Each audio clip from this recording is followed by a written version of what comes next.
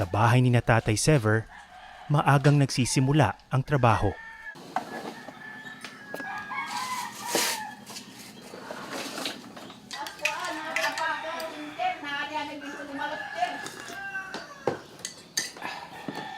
Kasama niyang gumayak ang buong pamilya ngayong araw. Saan kayo pupunta ngayon, Tay? Doon sa gigintoan namin, magiginto kami sa Kaingin. Pagka meron ng eskwela ang mga bata, kami nilang dalawa. Ngayon, 4 kami. Kasama sila, tulong-tulong. Ready na ka dati? Ready na ba ka? Kaya kumata. Malakas ka ngayon. Malakas ang katawan, walang naramdaman sakit.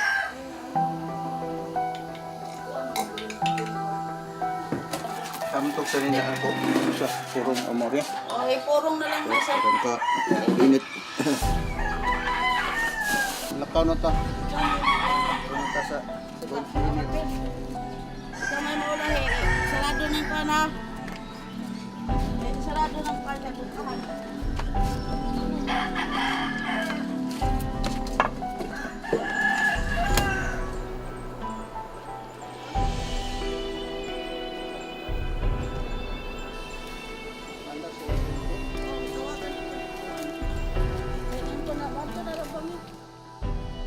Sa komunidad na ito, hindi sa bundok matatagpuan ng mga minahan.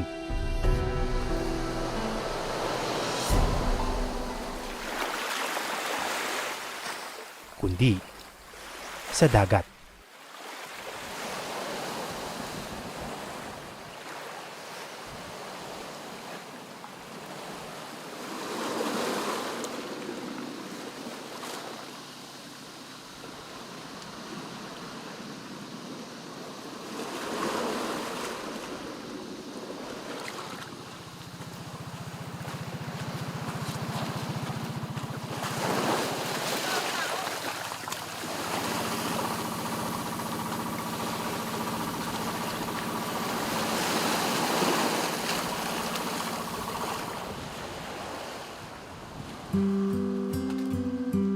Pagdating sa kanilang pwesto, isang mabilis na agahan ang pinagsaluhan ng pamilya.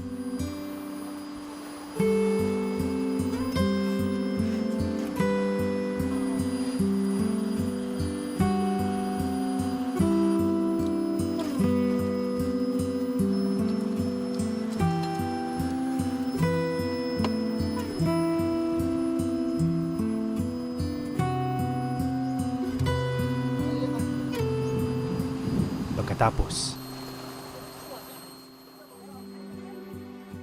naghanda na si Tatay Sever.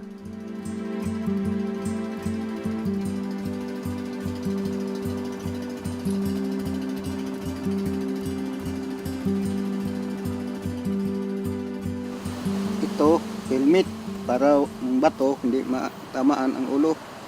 Helmet. Ito, guantes para ang kamay hindi masira ang kamay. Ito para sa lamig, hindi ng lamig ang ulo natin. Tatablan ng lamig na hindi na tayo makapag-isip ng mabuti dahil malamig na ang ulo natin.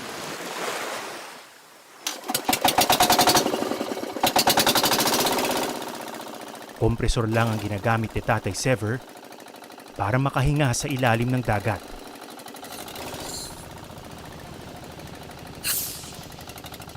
Sa manipis na hose na ito nakasalalay ang kanyang buhay. Upang hindi ito maalis sa ating katawan, sa ating ngipin, nakatali. Kung mawala, gamitan ka niyan. Madaling hanapin ay hindi mawala sa ating katawan. Sa edad na 65, ang lakas ni Tatay Sever hindi na tulad ng dati. Pero bumabalik pa rin siya sa dagat hanggat kaya pa.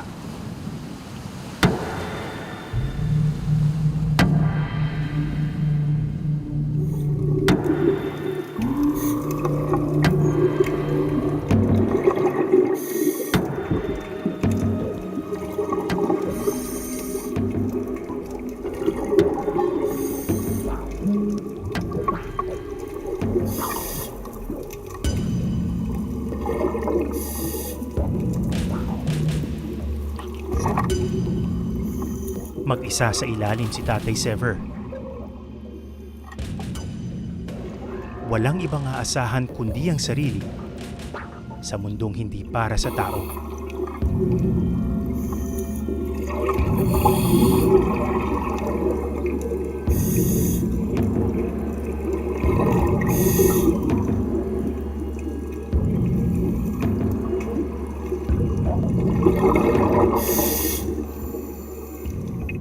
Mabigat kami na linagay sa aming katawan, halimbawa bakal, upang makalakad kami, makapatungo kami doon kung saan kami magtrabaho.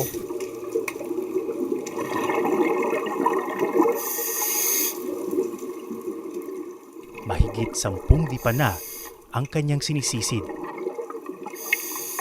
Sa paglipas kasi ng panahon, palalim ng palalim ang kailangang abutin para makakuha ng ginto.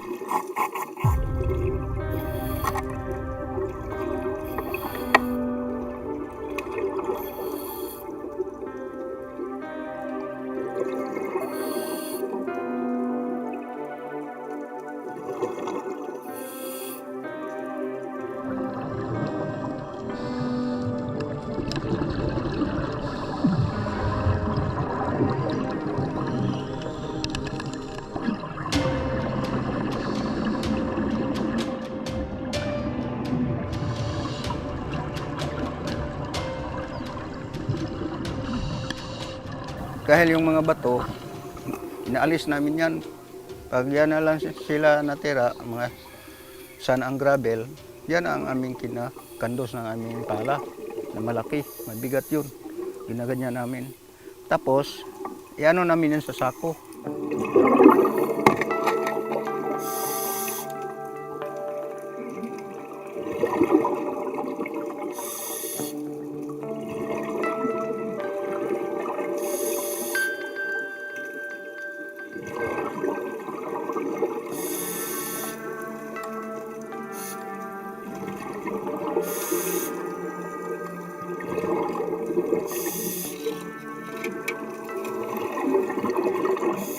Ginawa namin yan na hagdanan, kabilya yun.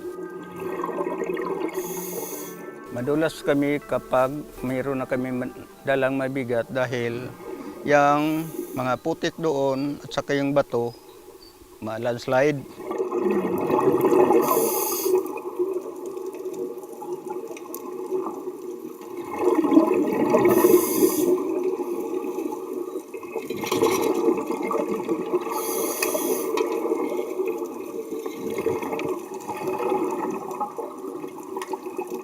Ilang beses nagpaakyat baba si Tatay Sever sa minahan.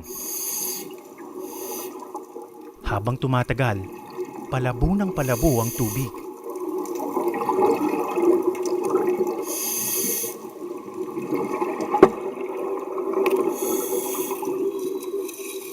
Memorize na namin yun kung saan yung daadaanan, patungo kami doon.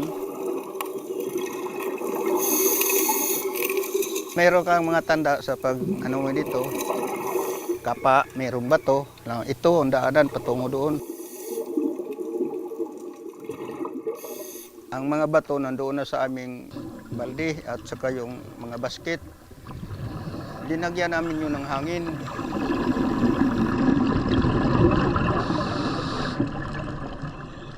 Yung hangin yung magpagaan sa kanya upang madala namin siya doon dahil sa pamagitan ng hangin.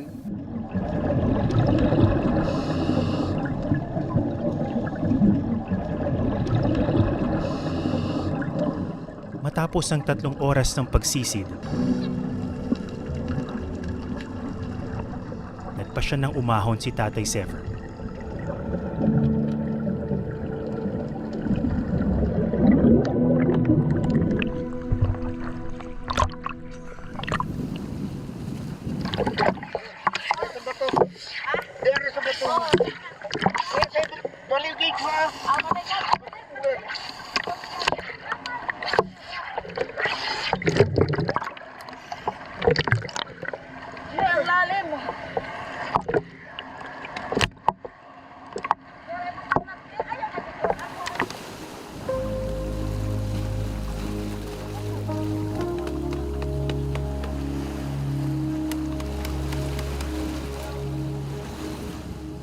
hapong-hapo ang minero.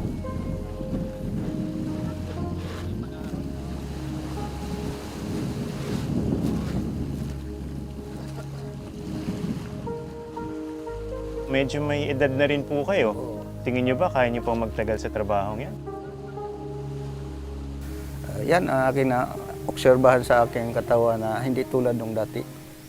Kaya control ko ang aking katawan. Lubhang mapanganib ang ganitong uri ng trabaho.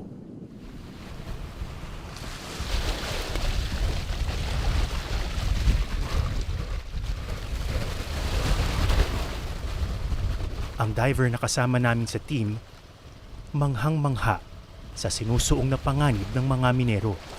It's really unsafe. It's very obvious naman na talagang hindi sila na-educate in terms of dealing with pressure Oo. underwater. So nakakaawa rin kasi for sure will take a toll on their body Oo. pagdating ng panahon. Tsaka yung may mga nakita tayo mga malalaking ano eh, no? Mga bato na Malalaking boulders. oo na pag madaga ng ano. Talagang isa pa yun. Oo. Isa pa yung sobrang nakakatakot. Baka Konting mag-collapse lang, din yun. Baka mag-collapse, matabunan pa yung mga tao na nagtatrabaho doon. Kasi ang bigat.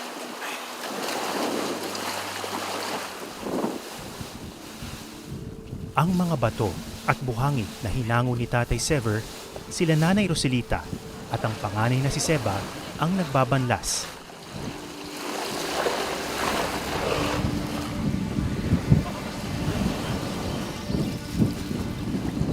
So yung ginto po nandito na mismo sa bato. Oo, titingnan ko muna kung mayroong laman. Makita naman kasi dito. Makikita mo na dyan? Makita.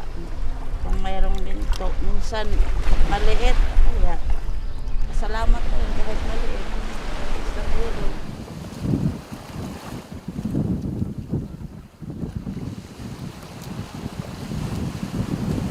Ano yung po malalaman kung may Ito. Yun, may yun. ginang? Ayun o, meron pala. Yung mga makinang na yun. Oo, yung yun po yellow. yun. Yan. Mayroon palang laman konti. Wow! Yun, liit pala, no? Maliit.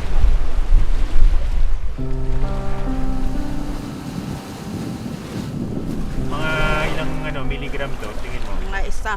Abot na isa. Isang miligram. Lahat-lahat na yun. Oo. Pagsamahin. Pag nag-ipon-ipon, magkano yung isang milligram? 500. Yung mga utang namin sa tindahan, nakaw, pero magbayad na kayo. Sandali lang, wala pa yung kita. Yung utang namin, 1,000, yung kita namin 500, paano naman?